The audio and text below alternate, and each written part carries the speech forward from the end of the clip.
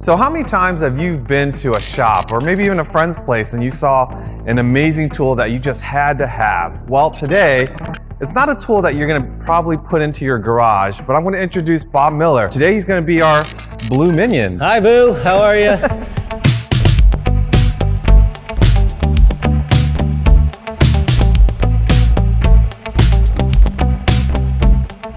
This is a frozen CO2 ice blaster. This thing can clean your shirt all the way up to removing just about anything you want on the underside, wheel well, etc. of your car. So from what I understand, this uses dry ice, right? Yep. And what I thought originally was you just bought a chunk of dry ice that you would normally use for like a special event where you need to keep something cold, but this actually gets dry ice pellets of sorts. It does. This particular model uses a 3 millimeter dry ice pellet, feeds it through all of this apparatus. It accelerates that dry ice into whatever surface you're trying to clean. That energy, if you will, makes the surface release whatever is on it. The problem is you have to be really careful because you can go all the way through all of that, right through the paint, down to raw metal. Now, I mentioned earlier that yes, this is a cool tool, but it's not really for your average mechanic or home mechanic because it requires not only dry ice, but even your like regular shop air compressor to run this, and it needed a lot more. It was ridiculous.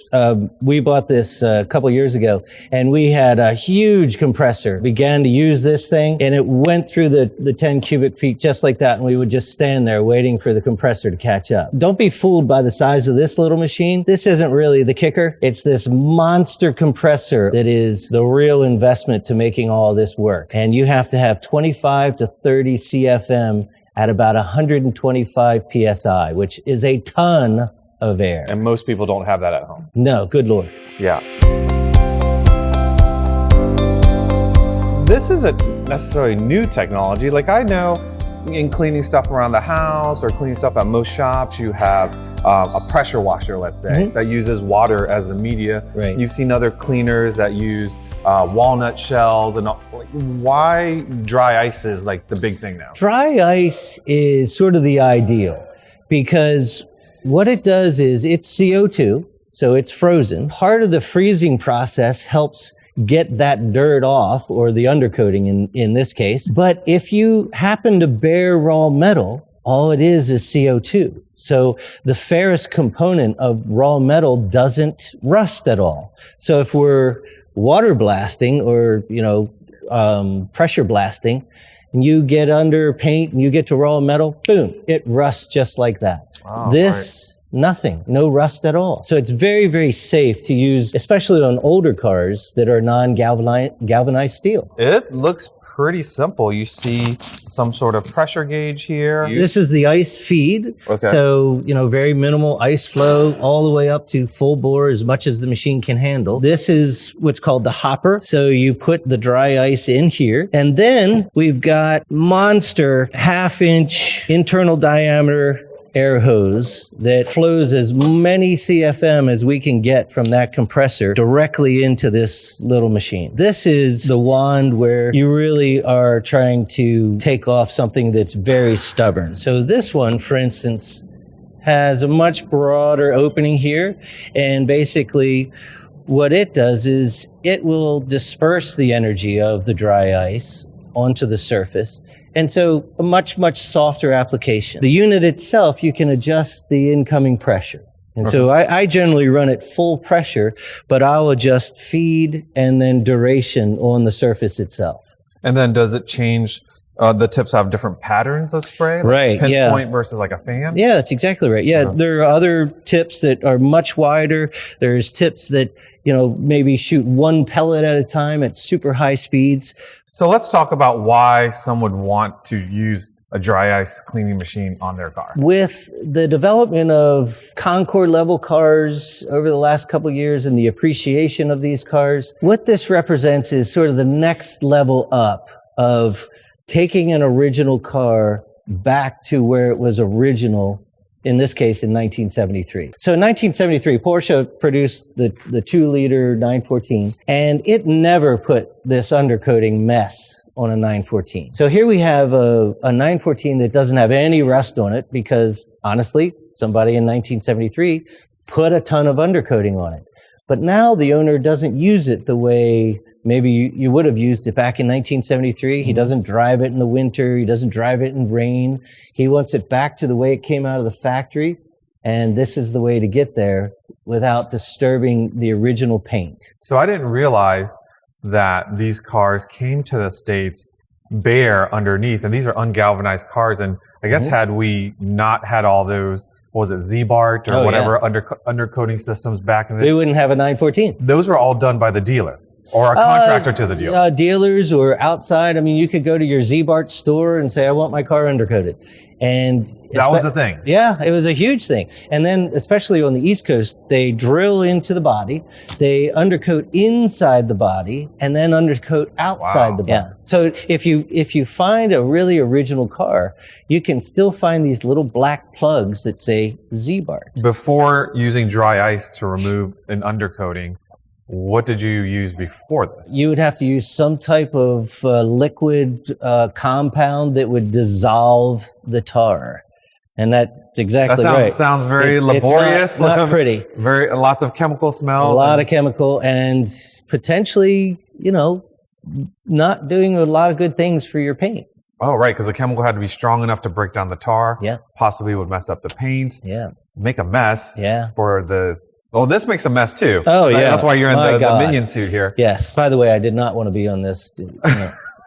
Thank you for indulging us. Right. So this owner here, is he or she looking to go and take everything off underneath, or just certain portions that's going to be visible? When do you say enough is enough? Yeah, this particular guy, Bill Meisner, he wants everything back to the way it came out of the factory. And that's not a cheap undertaking. It takes a lot of time. You have to know what to take off, where it actually was sprayed on, where it wasn't sprayed on, how far to go, where was super thin paint and where was thicker paint, so you know how much time to spend. In a lot of cases, the factory has certain markings on some of these cars. So you have to know, I don't want to take that off. Right. Or I do want to take this off. The action of removing it is fairly easy, but the person doing it needs to be fairly knowledgeable of the model because, like you said, knowing where there might be thin paint versus thick paint. Sure. And then not removing the holy grail stuff that's underneath where it might be a factory mark. Sure. ATSP does this by the hour. So we charge an hourly rate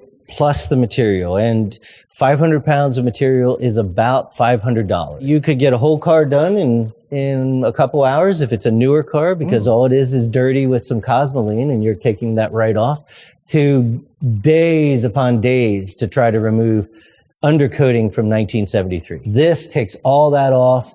It goes right back to the perfection of the metal as it was produced from Porsche, and poof, it's done. So what about the volume of moisture? Because I know you would never take a pressure washer up against an engine or a wire loom or a harness. Right. What about dry ice? Well, and again, so we talked about that before. The amazing thing is we're dealing with carbon dioxide. It's not water and it's not moisture.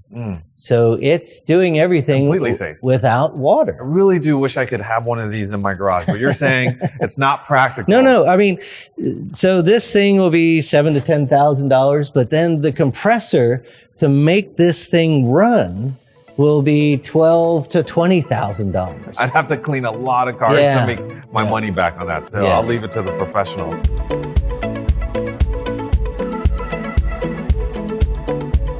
All right, so now we're underneath the 914. I can tell you've already done some work under here, but you've left quite a bit of undercoating for us to see the difference. Yeah, the big thing I wanted to do was show you the difference of how much undercoating was on this car, and then really the way it was produced by the factory.